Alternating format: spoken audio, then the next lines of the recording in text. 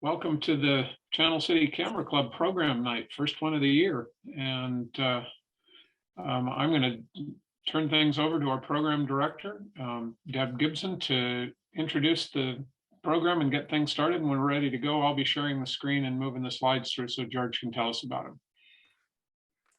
Okay. Well, those of you who've been on here know that was my connection through my friend Jane.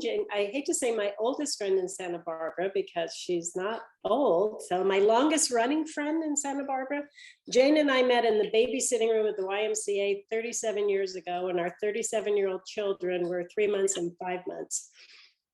And we've been best friends ever since. So sometime over the holidays, I was bemoaning my job as the program director, and she said, "Do you happen to follow George Rose? I know him from blah, blah, blah." So that's how it all started. So thank you, Jane. And so Jane and George go back 40 some odd years, and now they both live in Solvang. So small world. Go figure, yeah. So when I told George that I needed what I needed for the newsletter, I said, bio, headshot, and some of your images. Well, his bio is like overwhelming. And I said, I'm going to have to edit this. And it was so hard to edit. And what I gave you in the newsletter is the edited version of his 3-4 decades of photography, 50. Celebrating our 50th decade. Yeah, not crazy. So, but what I love about your bio is just how diverse a life of photography can be. So George started out as a photojournalist with the LA Times, doing a lot of entertainment and the arts, and a lot of those images are in the Rock and Roll Hall of Fame. Then I don't know how you make the segue to photographing professional football, and that's probably why you went to SoFi Stadium. So he followed what, the Niners and the Raiders, was it? Yeah, the Niners that was my team for 13, 14 years. Okay. And my husband's from the Bay Area, and he's very upset that they didn't make the Super Bowl. Then another segue took him into the wine country, and was in the wine country and affiliated with two very successful wineries for a number of years, and published a newspaper for them. And out of that came his book, which George Wellick, I know you've seen the book. It's called Wine Country, Santa Barbara County. Oh, right. Okay. Yeah, right here. It's 5 pounds. But tonight he's going to speak to us about the changing California landscape because of the drought or climate change, not just the drought, but our fires and all those things. So without further ado, George Rose. Hey, thanks. Hi, everybody.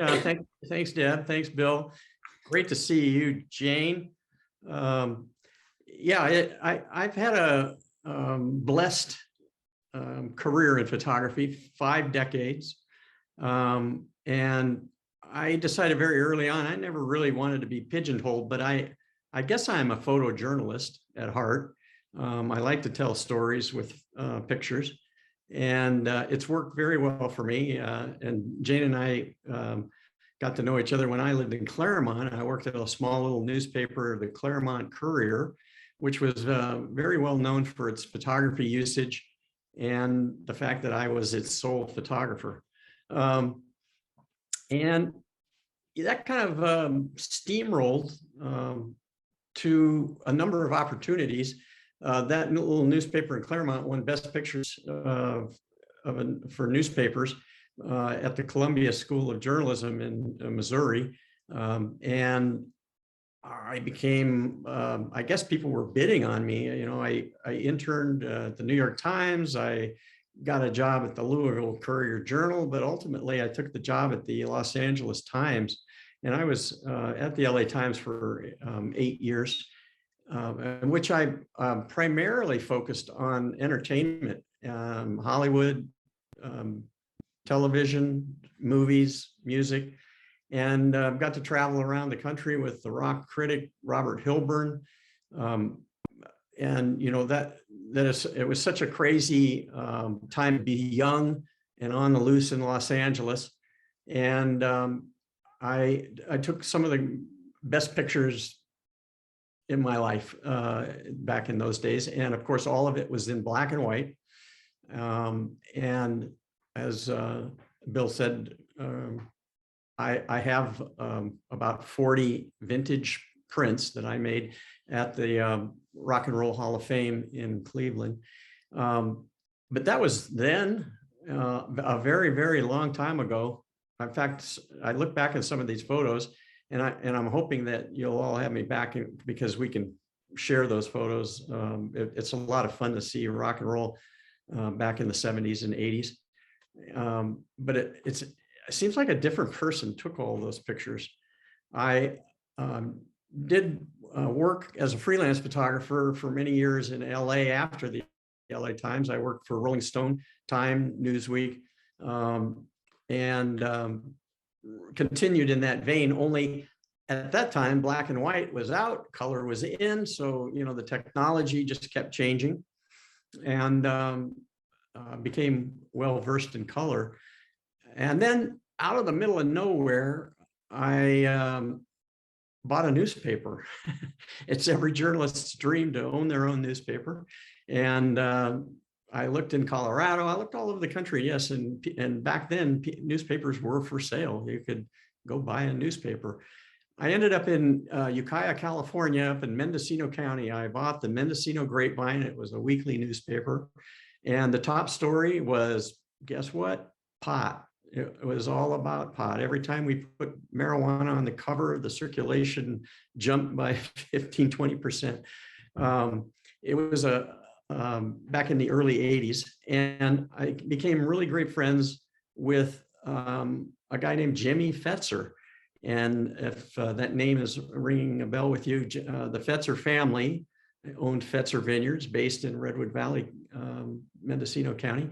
And Jimmy was the president of the company, and there were 11 brothers and sisters, quite a big family, and a very successful wine brand. And he called me, I was still freelancing down in Los Angeles, and he called me one day and he said, I'm looking for a PR person. And I told him, I don't know anything about PR. I've worked with PR people in my career in newspapers, but I don't know anything about PR. I said, well, you'd be perfect. Why don't you come on, come up and talk, and we'll go talk with all the other brothers and sisters, and we'll see what we can come up with. Worst case scenario is I can teach you all about wine. So needless to say, back in the early 90s, I took a detour into the wine business for Fetzer Vineyards, becoming their director of communications. And it was a really great business, a really great thing to learn. And newspapering was kind of going out of style. And I stayed with Fetzer Vineyards until they sold their company to Brown-Forman, the folks that own Jack Daniels. It's kind of, odd, but I feel like I got a PhD in business on how not to run a winery after Brown-Forman purchased that winery. And then I went to work for Kendall Jackson. I was vice president of communication for many years at Kendall Jackson Winery up in Sonoma County. I lived in Sonoma County for 25 years, and it was a wonderful career.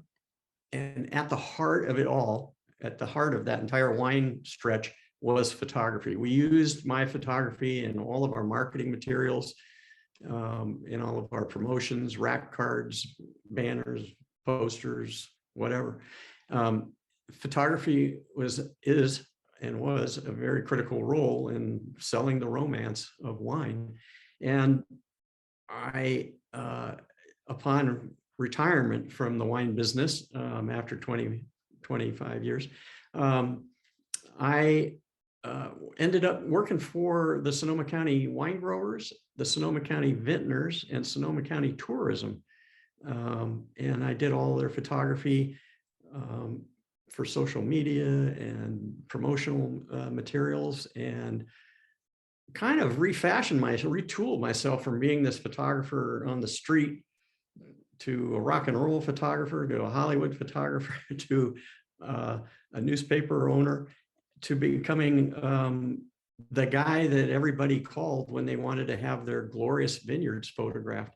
And that led to books. I ended up doing a number of books. I showed you the large format Wine Country book.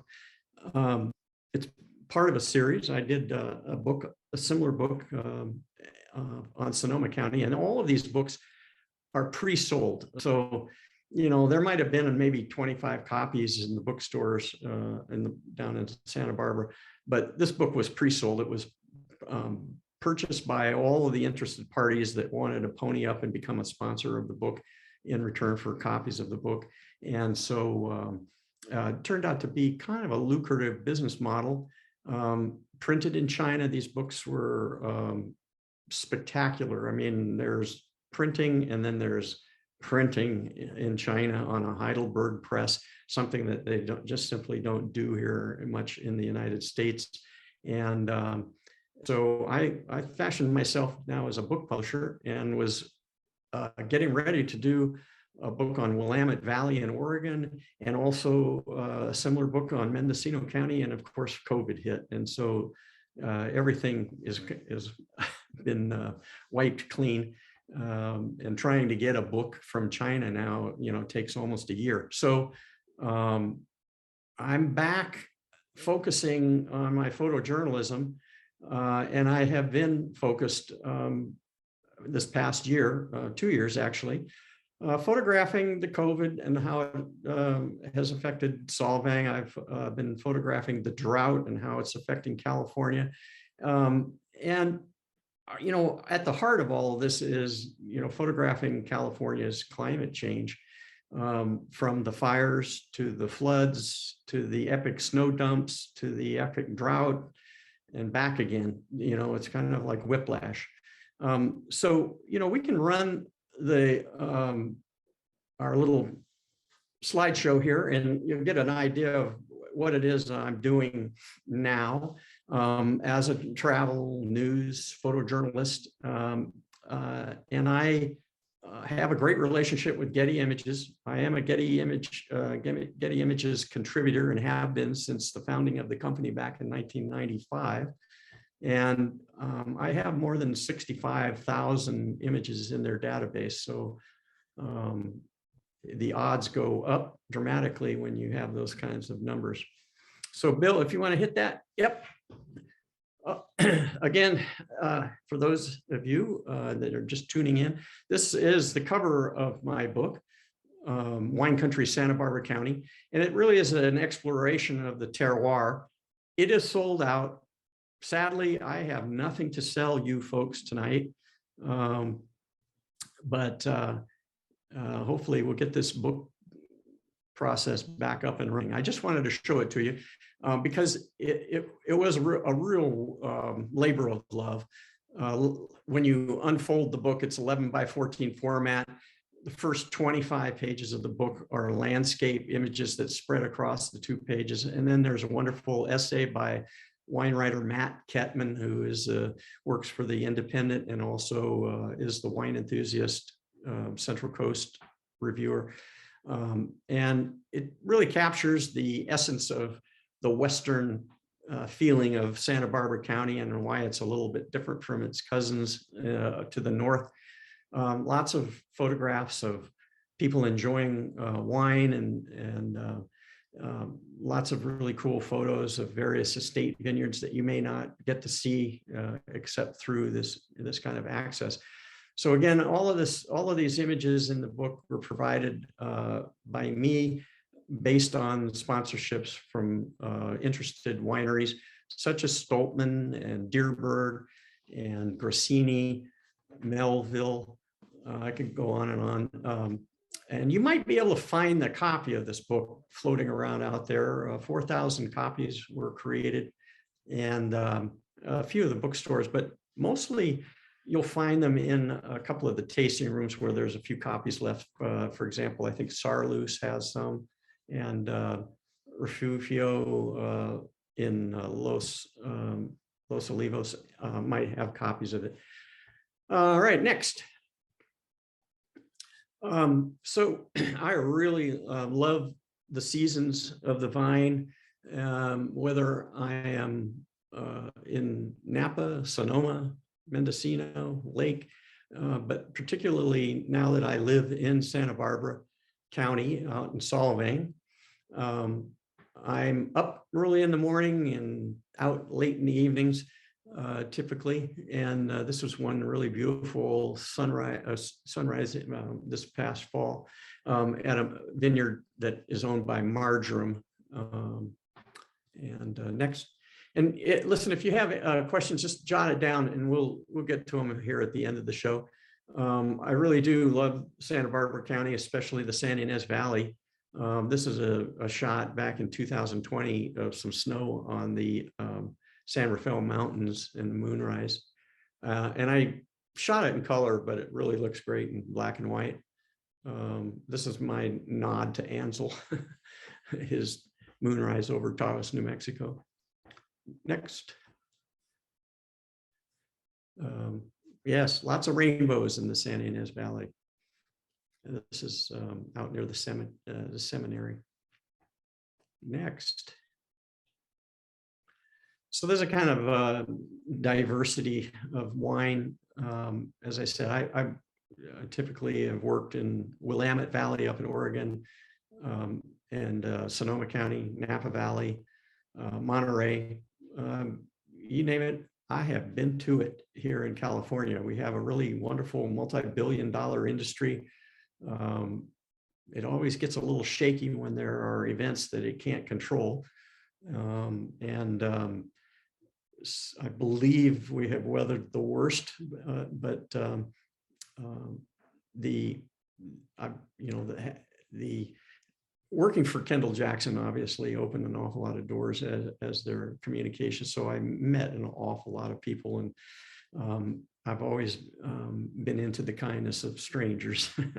And so they send me around to some pretty spectacular places.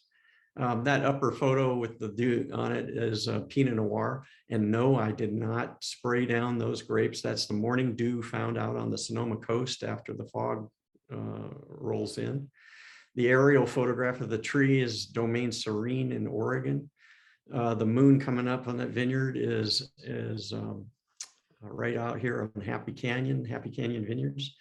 And then a beautiful day back about 5-6 weeks ago in Solvang.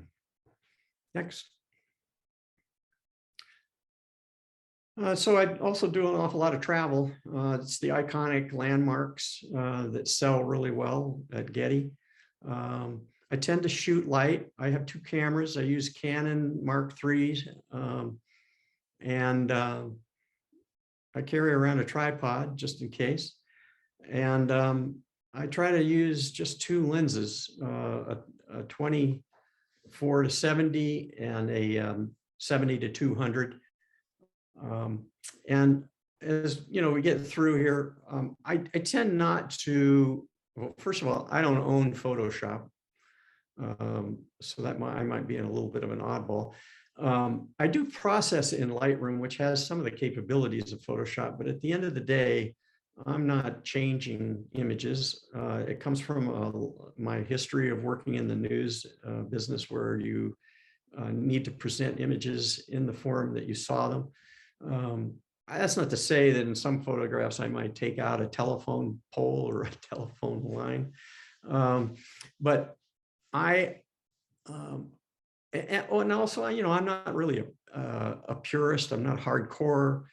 I remember when I got into this business, there was a move to ban motor drives from cameras. I mean, it's like I've seen some of the craziest things over the last 50 years.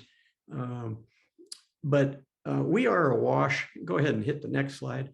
We're basically awash in imagery, and the cleaner, the crisper, the sharper, the eye-popping, and some might say phantasmagorical, are the photos that are out there on Instagram and other social media. They're not necessarily the images that sell on the editorial side of Getty Images, but they do have a creative side at Getty where you can do all that fun stuff.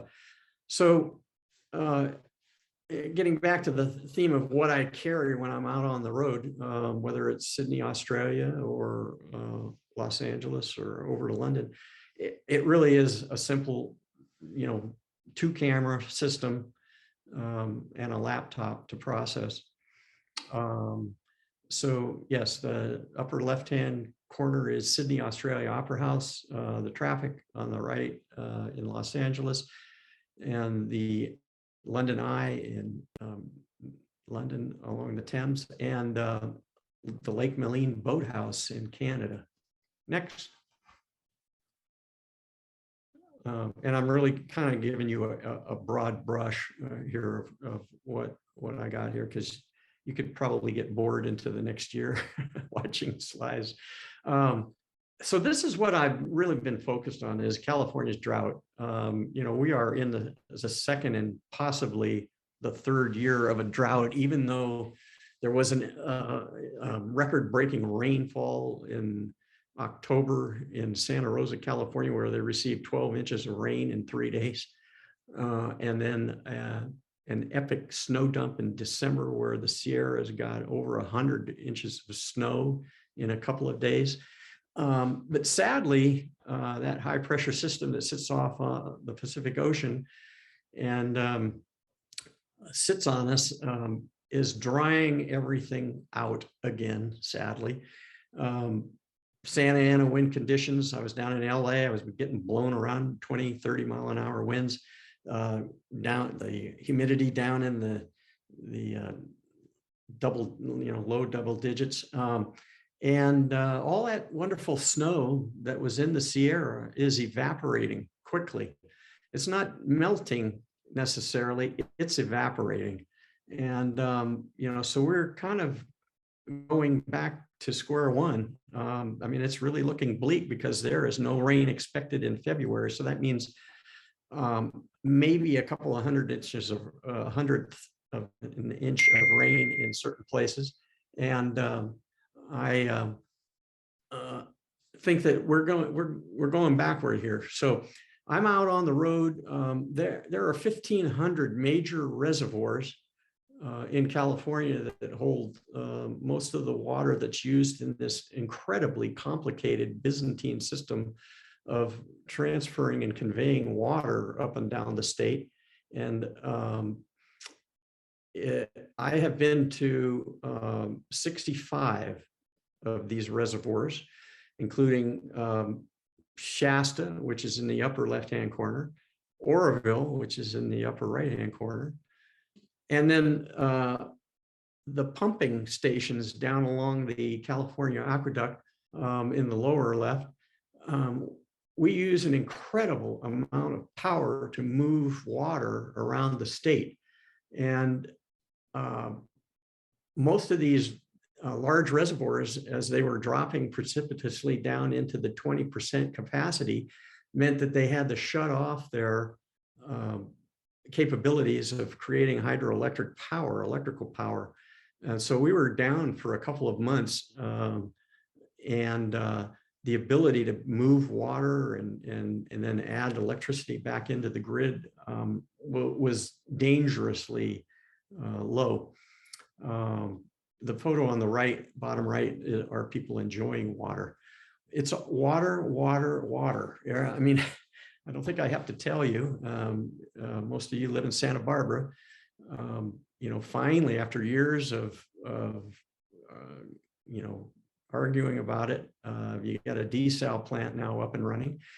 Your water is also added to by the California Water Project, which dumps water into Lake Cachuma in a pipeline that comes from the California Aqueduct out in the Central Valley. It runs across to San Luis Obispo in a 36-inch pipeline that comes through San Luis Obispo down to Lopez Lake, on down to Santa Maria, shoots over to Vandenberg, and then back up the Santa Ynez River through Lompoc and Buellton and Solvang, and it is literally about 500 yards from my house here along the river in Solvang, over to Santa Ynez, and then over to Cachuma.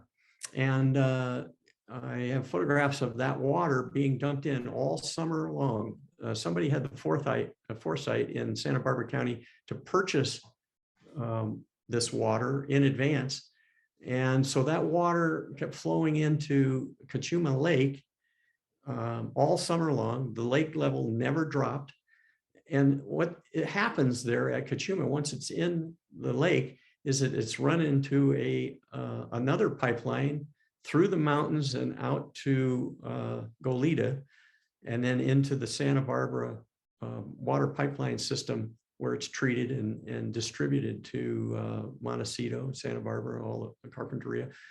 And it's quite a complex system up there, but even more complex, that water is then released out of the Cachuma Dam, Bradbury Dam in Cachuma, down the Santa Ynez River to basically regenerate the groundwater table so that all the farmers and municipalities along the Santa Ynez River can dip their straw in and use it. And what we've seen now over the last few years is the explosion of marijuana growing along the Santa Ynez River.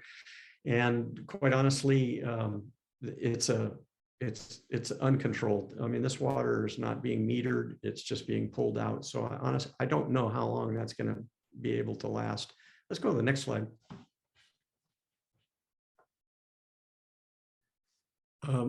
So these are some of the images. I don't own a drone. I sometimes hire a helicopter at great expense, but I've got a couple of friends with planes, and the agreement is fuel for time. And so we've had some good times in the air flying over the state. So on the left, that's Lake Sonoma. It currently sits at about 40% capacity even now, after all that rain last November. And the one on the right is Castaic Lake, which is part of the LA water system as the water flows in from the California aqueduct.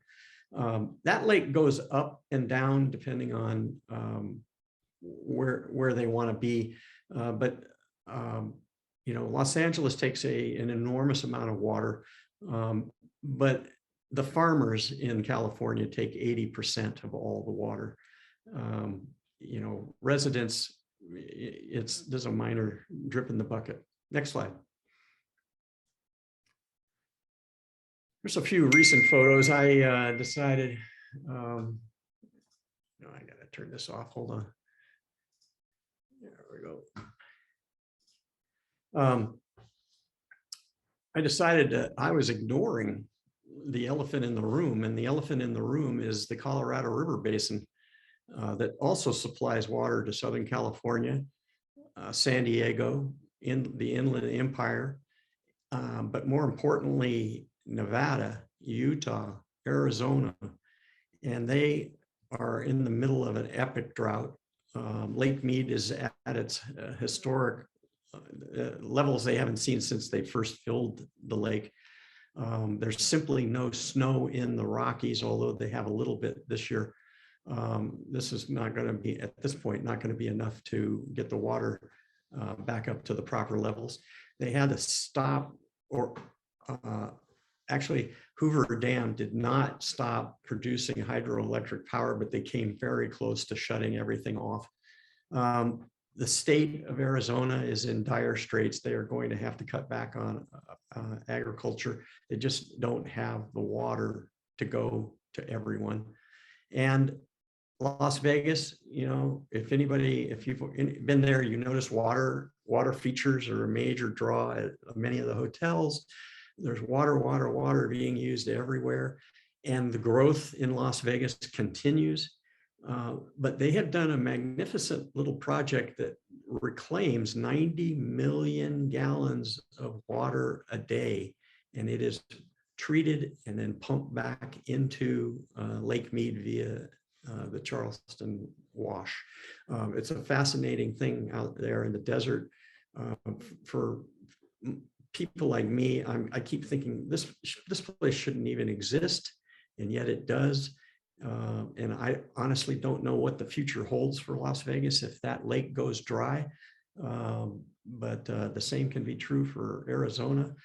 And now you have Mesquite. They want their water, and St. George, Utah wants their water, and everybody along the Colorado River wants their water. So it's going to be fascinating, the water wars. And I have read Cadillac Desert twice, so I'm quite up to speed. Next slide. So this is the 4 seasons of California: fire, floods, drought. I happened to be in Sonoma County for the Tubbs fire back in 2017. It was the most horrific event I've ever seen. And quite honestly, I don't like to show pictures of it actually happening and burning homes. But you were talking about 6,000 structures burn, homes. And that is a photograph for as far as the eye can see of homes in Coffee Park, Sonoma County. No one ever thought this would ever happen, but it did. And then it happened again. Fire is part of the history and reshapes the landscape. And it's quite horrific to watch when it's happening. And sadly, the state is dried out. We are dried out. I mean, everything is green right now, but we are dried out. And that's a photograph of all the houseboats parked in Oroville Lake down on the lower left, and then flooding along the Russian River, which happens on a pretty regular basis. There, it's not unusual for the Russian River to flood, but we've had some pretty hellacious floods in California. Let's go to the next slide. Snow. Oh my God, we get too much, we don't get enough. We get too much, we don't get enough. It's just the endless cycle. I was just up at Lake Tahoe, and they were 3 feet below the rim this year. I mean, you could walk out a half mile in Lake Tahoe, South Lake Tahoe, in October. Right now they got a lot of snow, but as I said, it is drying out and evaporating very quickly. Next slide. Listen, I like to go to the places I like to go to, so I take pictures there for Getty, but I like to go to Lake Tahoe for vacation, or Mammoth on vacation. I like the Sierras. I grew up in the Sierras. I have walked the John Muir Trail twice, once northbound and once southbound. The Sierras are my happy place. And these are some photographs taken in Lake Tahoe. They kind of reflect the landscape. And that lower left photo is the Milky Way taken in a 30-second time exposure along Highway 89 at the site of the Angora fire from back a few years. And then Emerald Bay. I just love going there. I love sitting on a rock. I love contemplating my life. And, it's my, one of my favorite places to go in all of California. Next. As I said, I enjoy the Sierra. I love the Sierra. I love the mountains. I love the nature of it all. And, I have been in a Californian long enough now to see the effects of climate change. The trees are drying out. The beetle disease, bark beetle, is just devastating our trees. There's been poor management of the trees. Let's face it. They're not taking out some of these dead trees. They've allowed the fires to or put out fires. That was the policy for many, many years. And so the forests are overgrown. The forest floors are covered in fire-ready material. So, you know, it's a series of mistakes. I think that those that are in control these days now are on top of it, but it may be a little too late. So next picture. Oh yeah, I love Mono Lake, the tufas, and I love the night skies out there. And these are just a few photos. I'm sure many of you photographers have been up there and enjoy photographing these same scenes. Next. So I had the luck, the good fortune of booking a room at the Yawani Hotel, oh gosh, more than a year ago for October. And they had one of the most wonderful snowfalls ever as I was sitting in my room and enjoying the warmth of the fireplace. This was a spectacular snow dome in the valley. I have been to Yosemite before a snowstorm. I've been to Yosemite after a snowstorm, but I have never been in Yosemite during a snowstorm. And the only people that were in the valley actually were a couple of hundred photographers and driving around in 4x4 sprinters and me.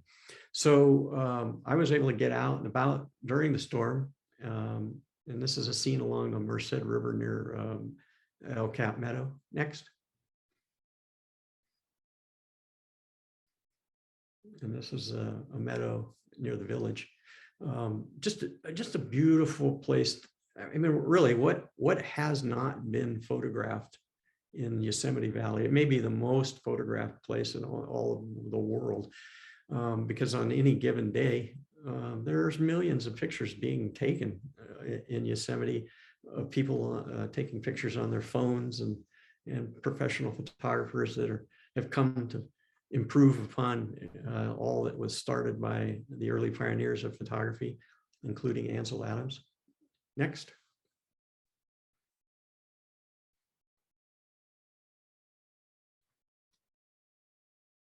You got a next one for me? No. There we go.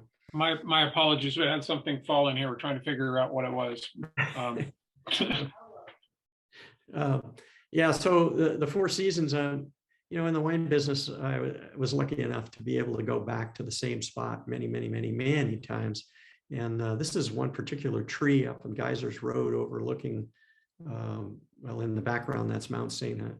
Helena and the Four Seasons. And so that photograph in the upper right, there's actually a fire burning in the background there. And then you have fall, and then you have winter, the same tree. I went back recently. This tree is now fallen. It died and fell over. And I hate to see oaks taking a beating, but I understand the cyclical nature of these massive, beautiful trees. Next.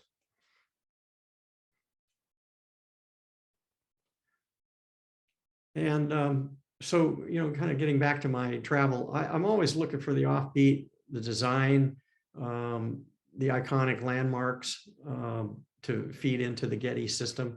It's how I make a living. And I am not retired. I'm semi-retired, but I'm not retired completely. And the work that I do at Getty and the monthly checks, that's, you know, that's my life. That's the way I live. Next. So I was mentioning, I do enjoy aerial photography, even though I don't have a drone. But that bottom lower left, those are marijuana grow operations along the Santa Ynez River out in the Santa Rita Hills. And if you don't believe me, I dare you to go over and take a look at them because you will be bet by security. It's become huge. I believe Santa Barbara County is #2 in the state in terms of legal grow operations, Mendocino County being number one, I believe. But in the middle of all this legal business is a ton of illegal marijuana growing, and they're utilizing some very rapidly dwindling water to grow these plants. And if you fly along the western slope of the Sierra, in places like Grass Valley and Auburn, and you know, all these communities along the Gold Country, you will see thousands of illegal grow operations. And you know, it all has led to the bottoming out of value on marijuana. And there's an oversupply, and all the big growers that thought they were going to hit the jackpot are bemoaning the fact that there's too much marijuana and they got to pay taxes on it. You know, it's a mess. It's an unintended consequence of legalizing. The upper left is a tract of houses in Santa Maria. The upper right is strawberries, not too far from that tract of houses. And then just simply beautiful things that I come across, the erosion in a little canyon near Buellton. In about 1 million years from now, that'll probably be the next Bryce National Park. So next. The estuary of Morro Bay is real fascinating to fly over. And this was from, I guess it was about 1,000 feet. Next. So I like shooting panoramas, multiple images in a horizontal fashion, and then stitching them together in Lightroom. And I have a lot of fun, and I do shoot an awful lot of these images. They're completely useless to try to put on a wall. You know, as fine art, it's just an odd size. Not many people really find the space or have the space for what I do with them in their homes. And but I really love shooting them. I have no idea. Maybe I'll do another book here on California landscapes, panoramas.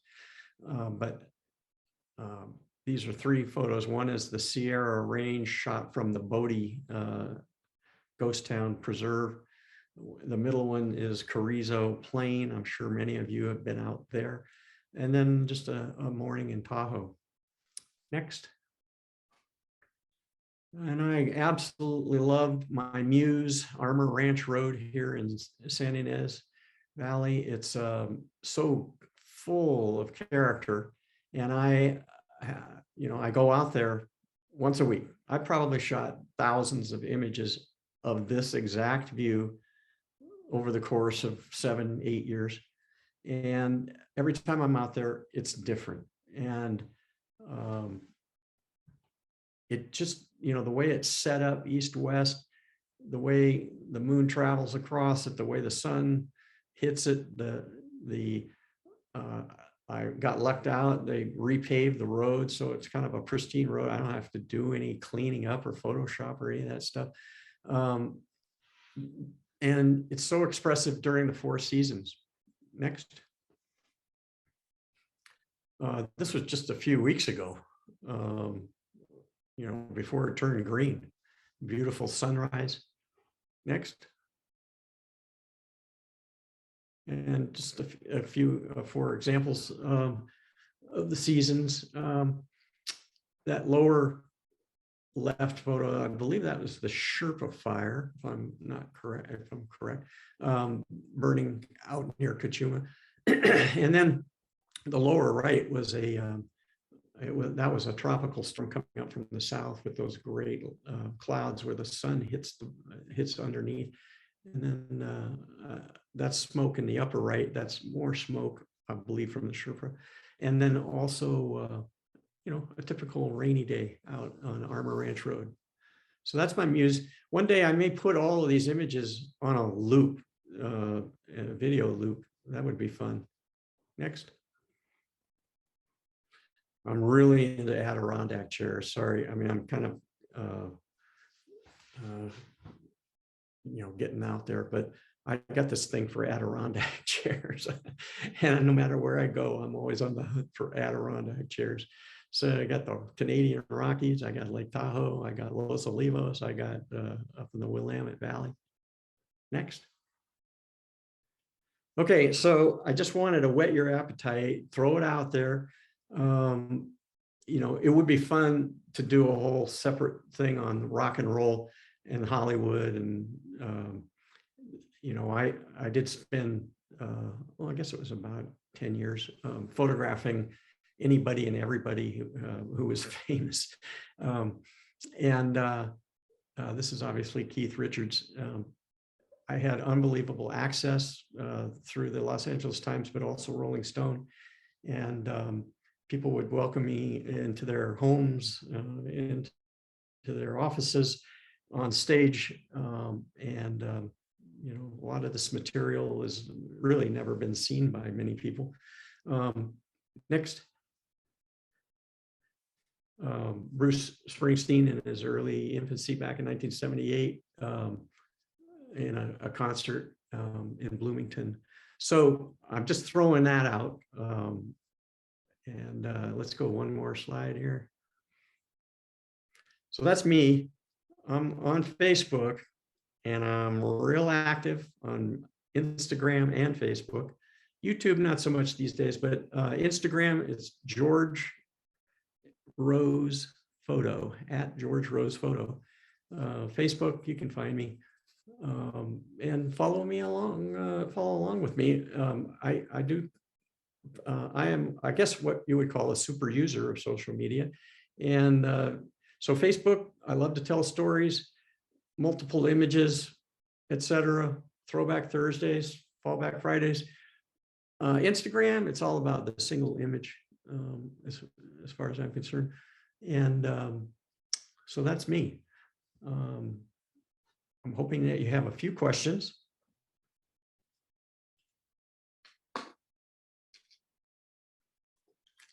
All right, we're going to bring us back to the gallery view, and thank you. What a great tour of beautiful images, George.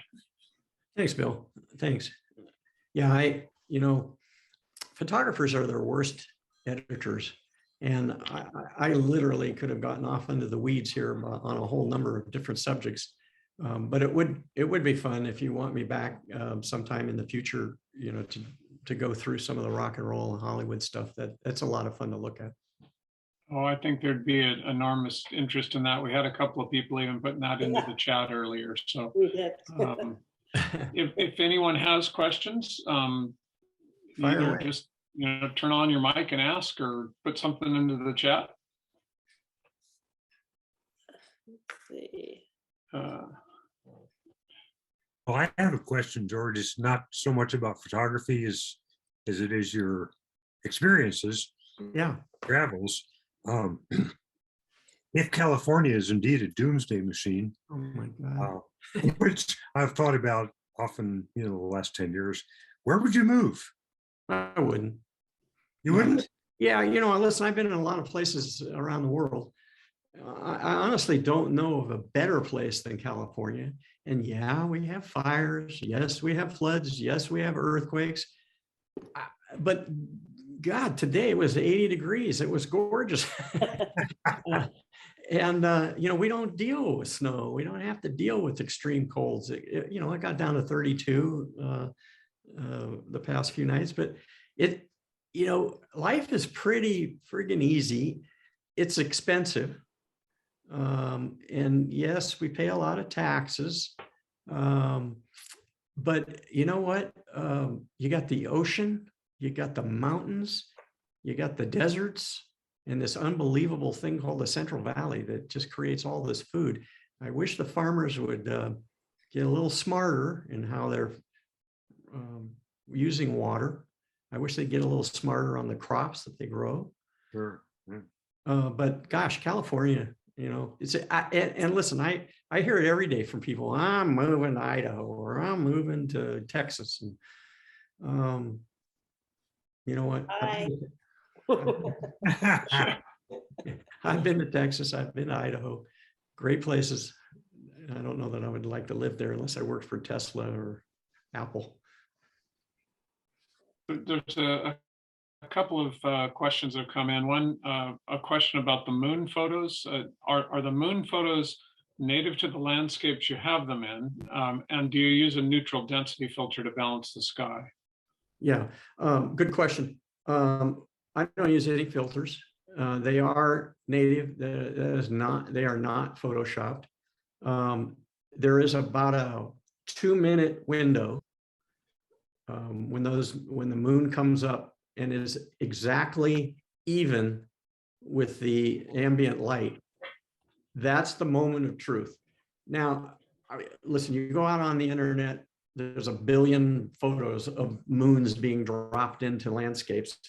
That's not what I do. I really kind of take heed to, how Ansel Adams achieved that wonderful shot of the moonrise over Taos, New Mexico. It is that moment. And by the way, that photograph is heavily manipulated or printed. But at the end of the day, it was all captured in one shot. So I am a one-shot Johnny. I really try to reflect the moon, because the moon is one of the hardest things to photograph in context to the earth. It's so hard because the moon is so bright. And I understand why photographers will take a shot of the moon and then a shot of the environment and then piece it together into a composite. Yeah, no, all of my moon photos are real one-shot deals. One of our members has asked to talk a little bit about the Morro Bay estuary photo a little bit. How did you take it? Noting it was a very surreal picture. Yes, actually very surreal place. Where the river there and it comes through Los Osos and out into the wetland there. I was on a job actually to photograph J. Lohr Winery up in Paso. And it was an unusually windy day where it was like a Santa Ana wind knocking the helicopter around. And if you know anything about the airport there in San Luis Obispo, it's at one elevation and Paso Robles is actually at a higher elevation. And we had to get lift up into that wind. And so we decided to go out to Morro Bay and around to get to up to Paso Robles. And so it is just a serendipitous shot and looking down and you'll notice I'm not looking straight down. You know how a lot of drone photography, they do these wonderful images where you're basically looking straight down. I kind of like sitting back a little bit and shooting with the 70 to 200 or the 24 to 70. That was shot with a 24 lens on my Canons. Let's see, what else? Somebody asked about using focus stacking. I think you've kind of answered that with your one-shot thing. Have you ever done that? No, I haven't. I know a lot of people that do, and I have a really great friend who's offered to show me how to do it because I'm fascinated by it. But what it does is it takes you down a little bit of a slippery slope, I have 2,700 friends on Facebook. A lot of them are photographers. They're into astrophotography. They're into micro photography. And, they've used every trick in the book. My friends that do evening photography, this whole business of using star trackers and smooth, filters and smoothing techniques to get that beautiful night sky, the Milky Way, and all the light in the foreground and no noise. And I mean, all of that stuff is really great and produces some spectacular images. And I always tell my friends when I see one, I think, oh my God, that's awesome. It's just not the road that I'm on. What else here? I mean, for a long time, I never used a tripod. I never used a tripod, but as I get older, I put it on a tripod, especially for some of these landscape scenes that require low light. Yeah, that was one of the questions about how often you use the tripod relative to then to hand holding. Yeah, you know, I was just down in Los Angeles on a quick trip. I had something else I had to do, but I ended up spending the night down there, and I took a run over to the Arroyo Seco Parkway. It's an Instagram, you know, location. You're photographing the southbound lane of the 110 as it looks toward downtown Los Angeles at sunset. And it's a spectacular view, especially if you're doing 15-second exposures and, you know, getting all of the brake lights as they're moving off down the freeway. And, you know, the only way I could photograph that is with a tripod. And that's about the extent of my out of the box, you know. I mean, I like I said, I am not a purist. Ansel Adams was not a purist, and I am a student of his, and I understand how some of the images that he has, the iconic images, and for example, the Sunrise Sierra Nevada shot in Lone Pine. There's a big giant white LP in rocks on one of the hillsides, and you know, he painted that out. So, and he's been known to paint out telephone poles and power lines and things. Steve, Cheryl, how did you get some of your early client jobs? Oh, good question. Well, you know, when you establish yourself at a newspaper and your name is in the newspaper every day, you know, I was getting calls while I was working at the LA Times. I was getting calls from other publications around the world to see if I would do this or that. And so over the course of a few years, you build up a incredible client list. It was the reason why I was able to jump from the Los Angeles Times to freelance photography for Time and Newsweek, Rolling Stone, USA Today, Newsday. And then some of the corporations began calling, and I never thought of myself as a corporate photographer. You know, the headshots and the boardroom shots and the CEO and all that stuff.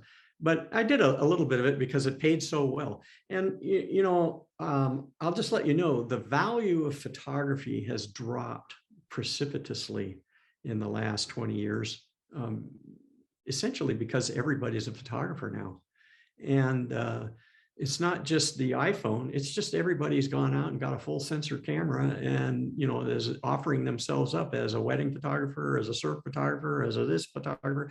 And there's so many people out generating images that, you know, people, clients, whatever, are not necessarily willing to pay for it anymore.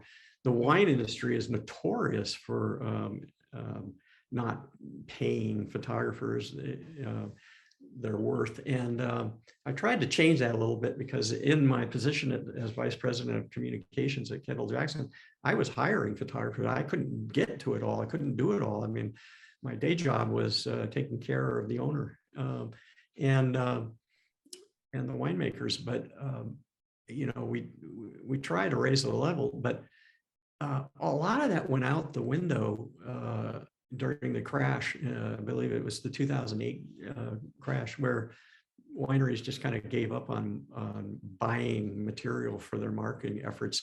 And that was also about the time when Instagram and Facebook and all this material was being thrown at them for free. So yeah. That's a little side issue, but a big one nonetheless. Anyone else out there got questions? Yeah, I do. Mine will show you that I'm definitely not a photographer. But George, how do you keep track of your photos as you're taking them? You know, do you do old school with a notebook? This is especially true in your photojournalist days, but you've got to be able to remember what you've shot. Yeah.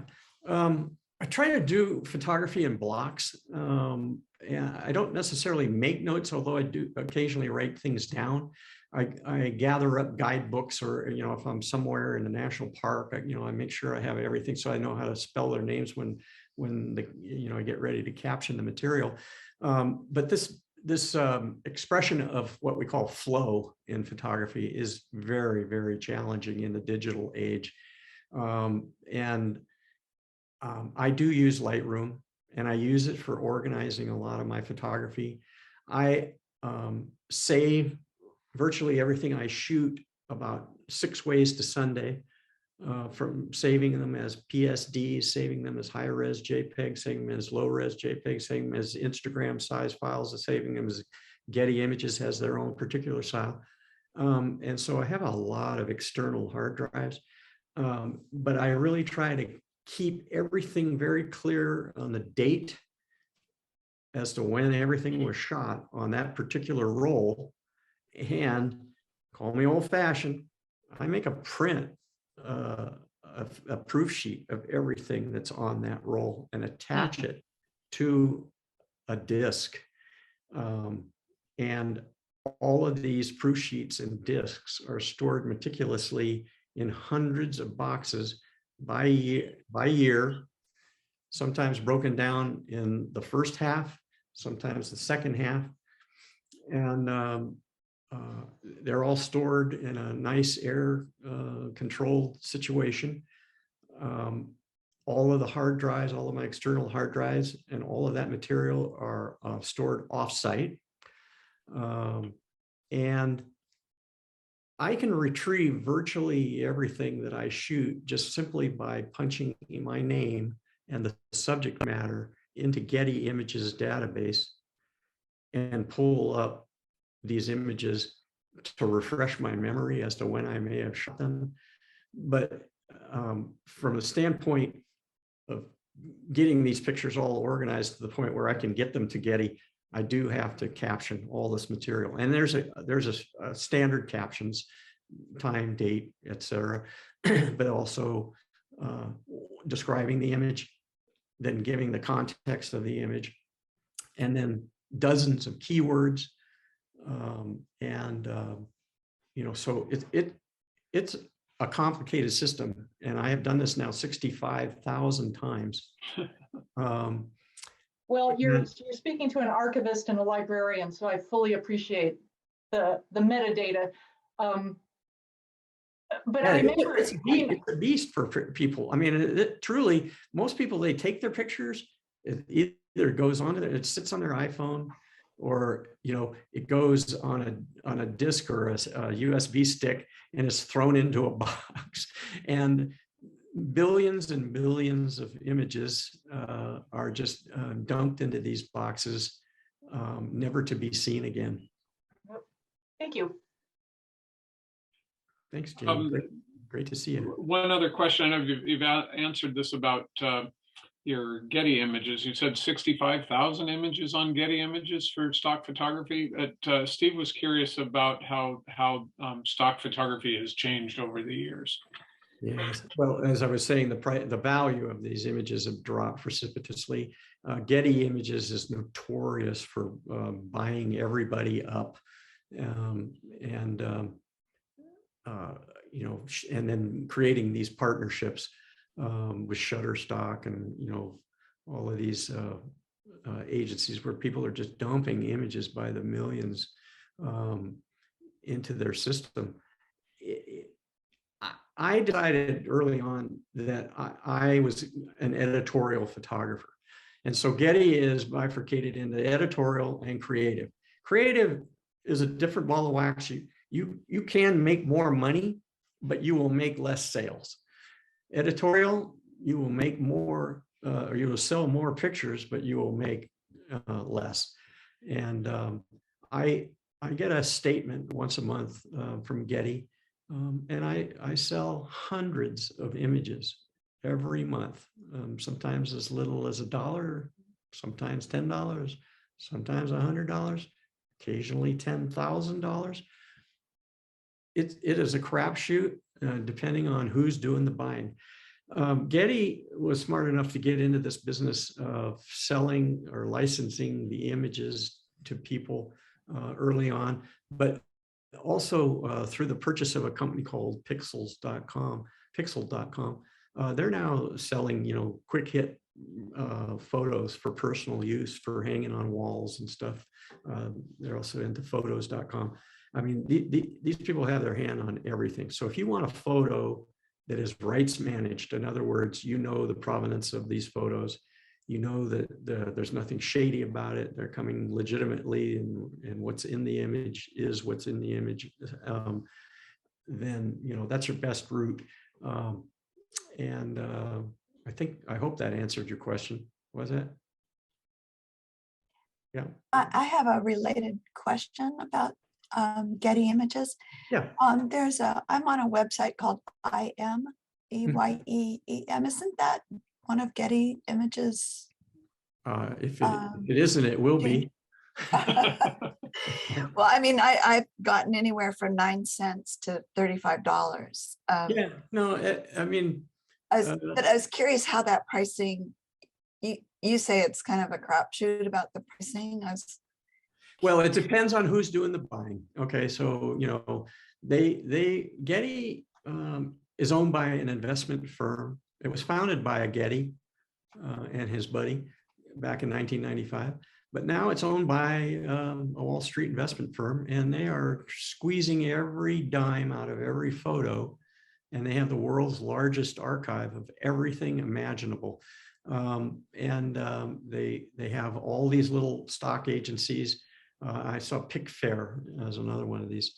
You know, it just depends on who you are, what you're going to use it for, and that determines how much money somebody's going to pay. You know, I mean, I took pictures of Jerry Brown dozens of times over the years, and when he was running for re-election, you know, his opponents bought those pictures, but they had to pay cash on the barrel, and it was an extraordinary amount of money, paid for a major remodel. And listen, I have no qualms of selling images. I don't care who buys them, as long as I get paid. Were those purchases of Jerry Brown, were they purchasing exclusive rights, trying to remove the photos, or just? No, they were purchasing, yeah, they were using it for ads. I can't remember who was running for governor at that time, but they bought a whole bunch of pictures of Jerry Brown. Yeah. Great. Yeah. And that would be part of the series if we come back and do this again. Well, do you recommend to people to become a photographer to support themselves? No. No, you know what? You have to start out, which is what I did. I started out, I had a passion. My brother bought me a Minolta SRT 101 in Vietnam, and he sent it home to me when I was 17. And honestly, I didn't know what to do with it. I mean, I had no idea. But I got I had a job, a copy messenger. I was a copy messenger at the Pomona Progress Bulletin newspaper. It was the daily.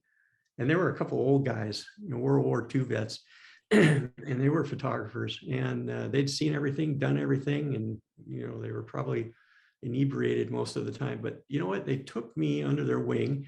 They taught me everything there was to know about how to process film, how to shoot film, how to process the prints.